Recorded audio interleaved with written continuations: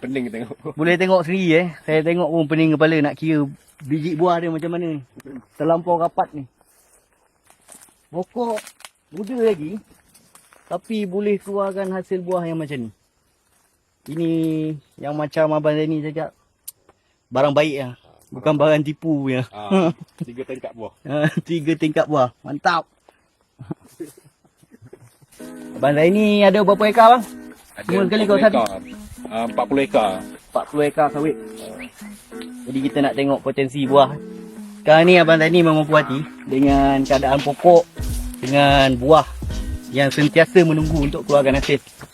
Itu yang terbaik. Tipu lah baja ni. Betul tak? Pasal dia jadi tengok. Buah dia tengok. Hitam je buah dia. Pokok dia pun tengok. Gemuk pokok. Pokok gemuk, buah tingkat ni. Itu makna barang jadi. Barang jadi. Barang jadi bang. Budak Indo tu pun geleng kepala. Geleng kepala salah. Dia tak. Apa ngah? Ngah. Saya angah tau ya. Angah. Oi, ni barang ni ngah macam ni ada apa? Kita baju biji pun tak nampak impact dia macam ni dia cakap. Dia cakap. Dia yang cakap sendiri. Orang tu cakap sendiri je. Itu orang yang kait buah. Kait buah dengan baju. Dia yang buat Tu dia nampak, dia pun nampak perubahan kat pokok kan. Ni baju ni. Memang besar. Saya tengok result dia bulan kedua tu saya tengok hitam habis semua daun yang tu saya pukul habis semua tu.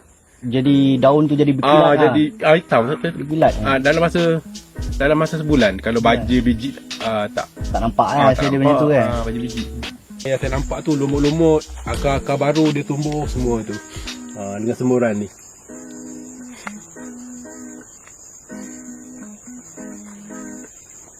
Ni pokok ni dulu sakit ni. Daun dia kuning, daun dia kuning dia sakit, buah pun tak ada. Saya sembuh. Tengok pokok dia gemuk, buah dia keluar, buah dia bunga dia keluar banyak.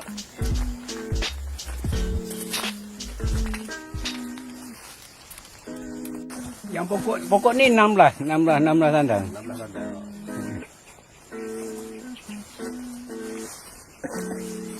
Okay.